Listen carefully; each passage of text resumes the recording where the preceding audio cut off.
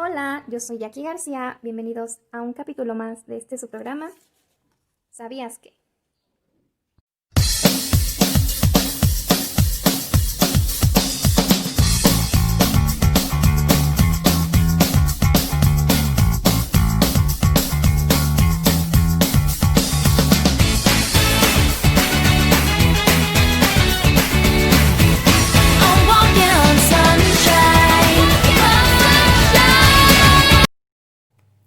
¿Sabías que existe una teoría del desarrollo psicosexual que fue propuesta por Sigmund Freud? Pero, ¿quién es Sigmund Freud? Él nació el 6 de mayo de 1856 en Londres y falleció el 23 de septiembre de 1939. Fue un médico neurólogo austríaco de origen judío, padre del psicoanálisis y una de las mayores influencias del siglo XX. El psicoanálisis es el nombre de una teoría de los procesos anímicos. Supone que gran parte de dichos procesos psicológicos son inconscientes, por lo cual implica que no nos damos cuenta y solo una mínima parte son conscientes. Implica que en cualquier acto de pensamiento que se realice, aquello que pensamos es una pequeña parte del proceso. Por ejemplo, vemos un televisor, donde la imagen en la pantalla es solo el final del proceso, en el que pasa la energía eléctrica, los circuitos, transistores, focos LED, entre otras cosas. Solamente nosotros, de manera consciente, veríamos la imagen del televisor. Freud inició sus investigaciones como una forma de tratamiento de la histeria. La histeria denomina una afección, en la cual existen síntomas, pero sin causa biológica aparente, ni un agente infeccioso. Lesión orgánica. La histeria era una afección propia de las mujeres. Para los hombres se utilizaba el término hipocondria.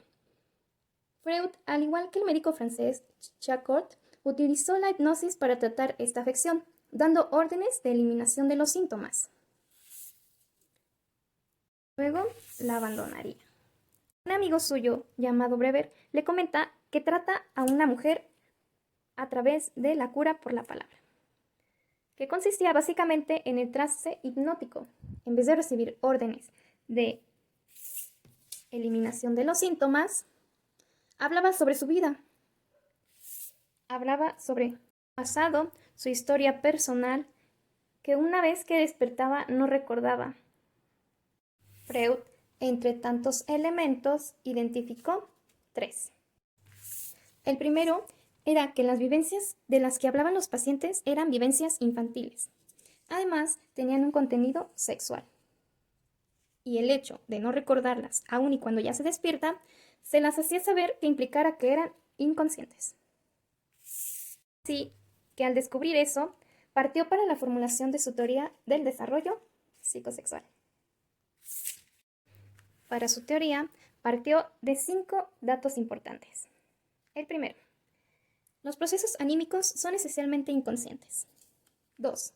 La sexualidad tiene una importancia especial en dichos procesos, tanto en sus formaciones normales como patológicas. 3. Al ser la sexualidad parte íntegra de los procesos anímicos, ha de suponerse su presencia desde el nacimiento. 4. La mayoría de las vivencias sexuales no son recordadas debido a un mecanismo denominado represión. Y 5. Las representaciones reprimidas buscarían volver a la conciencia, mas al no poder lograrlo, volverían en forma de síntomas. El hecho de la existencia de necesidades sexuales en el hombre y en animales es expresado en la biología mediante el supuesto de una pulsión sexual. Esto procede, por ejemplo, la pulsión de nutrición. Para ello sería el hambre. La ciencia usaría para ello la palabra líbido. La tensión sexual es una especie de tensión, es el impulso a realizar cierto acto. En la medida en que el acto no se realiza, la tensión se incrementa. La pulsión así se representa como una especie de energía. Cuando la pulsión sexual no suele satisfacerse, esa energía o tensión se descarga en otros actos, como fantasías, lapsus, síntomas, etc. En la sexualidad infantil, esta pulsión se descarga en diferentes etapas de la vida del niño, en las cuales Freud denomina que son 5. Y cada una de manera distinta, cumpliendo con la descarga de la pulsión sexual en relación con el placer. Sus investigaciones sobre la sexualidad infantil estarían obstruidas por una especie de amnesia infantil. Esta cubriría hasta los primeros 6 u 8 años de la infancia aproximadamente. Esto quiere decir que en esos años son en los que después no conservaremos en la memoria. Otro concepto que es importante definir es ¿qué es una zona erógena? Es una parte del cuerpo del cual parte un monto considerable de la pulsión sexual. Por lo tanto, es capaz de hacer sentir un placer, pero de manera diferente, depende de la zona del cuerpo. ¿Cuáles son esas 5 etapas o periodos? Son la etapa oral, la etapa anal, etapa fálica, periodo de latencia y etapa genital. Para el desarrollo de la sexualidad infantil, el niño primero pasa por la etapa oral. En esta se exterioriza el chupeteo, la pulsión de la zona oral. Esta pulsión no está dirigida a otra persona, se satisface en el propio cuerpo. Es autoerótica. Por ejemplo, aquí el claro está que la satisfacción de la necesidad de alimentarse se asoció con la zona erógena. Se apuntala a la alimentación. El prototipo de la relación con el objeto es la introyección, o sea, la identificación. La etapa anal se apuntala en la función de excreción. La retención de las heces produce una estimulación. Cuando las heces son sacadas, son vistas como regalo, por tanto, es la primera experiencia de muestra de amor u honestidad. Se asocia con el ritualismo de la edad adulta, el carácter obsesivo. En la etapa fálica, la zona erógena es en el varón el pene y en la mujer el clítoris. Se apuntala en la micción. Es el primer momento de la elección de objeto. El periodo de latencia es donde se presenta la amnesia infantil. Inicia alrededor de los 3 o 4 años. Se edifican disques morales, como el asco o la vergüenza, ideales estéticos, mecanismos de sublimación y formación reactiva.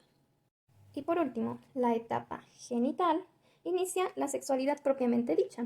El placer se pone a servicio de la reproducción. La sexualidad deja de ser autoerótica y pasa a ser aloerótica. Surge el placer final, asociado a la descarga genésica, y se elige el objeto.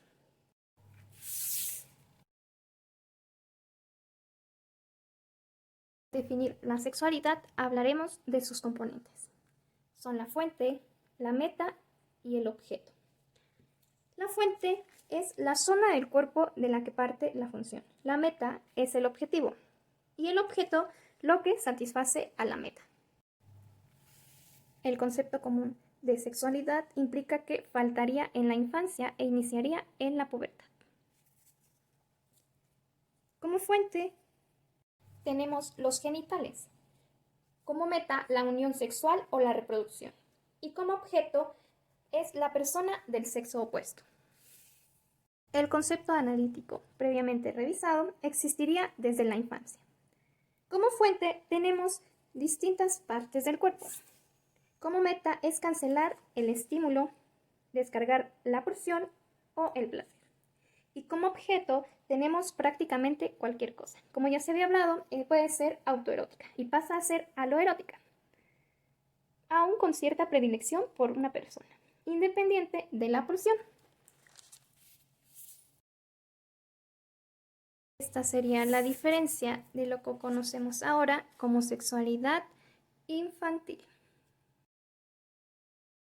Ahora, la sexualidad infantil, desde el concepto psicoanalítico, existiría desde la infancia. A diferencia de lo mencionado anteriormente, la fuente serían las zonas erógenas al principio independientes, cualquier parte del cuerpo. Como meta, sería cancelar el estímulo, descarga de la pulsión y placer con el objeto. Como objeto es autoerótica, es el propio cuerpo. ¿Qué significa o qué idea tiene de que el psicoanálisis es una teoría del desarrollo psicosexual? La sexualidad tiene una importancia especial en dichos procesos, tanto en sus formaciones normales como patológicas. Al ser la sexualidad parte íntegra de los procesos anímicos, ha de suponerse su presencia desde el nacimiento. La mayoría de las vivencias sexuales no son recordadas, debido a un mecanismo denominado represión.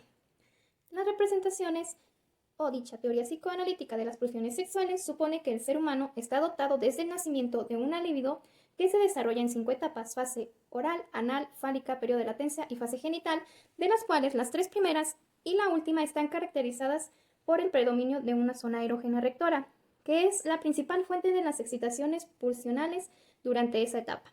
Mientras que en el periodo de latencia, la pulsión no se liga hacia un objeto sexual, sino que es sublimada hacia el aprendizaje. La pulsión es constante y dinámica.